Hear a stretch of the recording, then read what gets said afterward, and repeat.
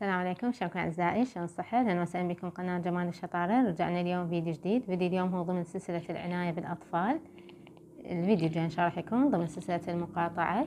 تمام، قبل لا نبدي لا تنسوا الدعاء لإخواننا الله يفرجها عليهم إن شاء الله. أمين يجيب المضطر إذا دعاه ويكشف السوء. طبعا اليوم هو الحصار الجبادي 23 لو 24 كاس 188 للحرب. الله كريم. السودان السنة الثانية.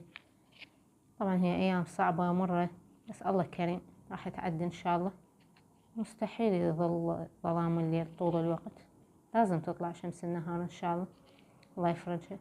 بالله من الشيطان الرجيم. بسم الله الرحمن الرحيم. إن الله مع الذين اتقوا والذين هم محسنون.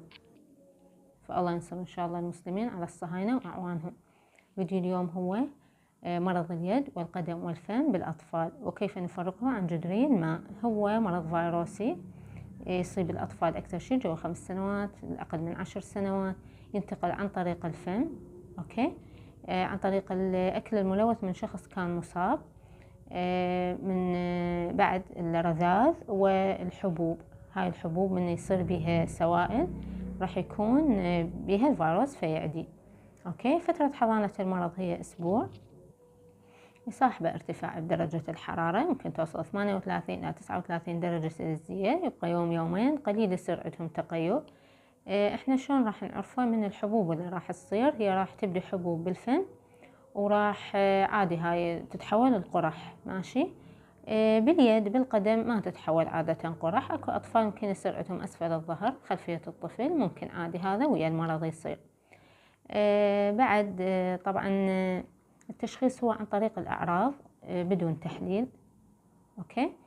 وهو إحنا المشكلة هنا عندنا من تصير هاي القرح بالفم راح يقل أكل الطفل، فإحنا شريط كثر له سوائل حتى ما يصير عنده جفاف، وسوائل باردة، أوكي. إيه باردة لازم نعطيه حتى لو كان مسخن مريض ما له علاقة، على مود يقدر يبلع الأكل السوائل، لأن هاي مؤلمة راح تصير بالفم الحبوب. وعندنا بعد نقلل الحمضيات، الطرشي، الخال، هاي الشغلات. ونعطي خافضات الحرارة، مسكنات الألم، الباراسيتول، البروفين.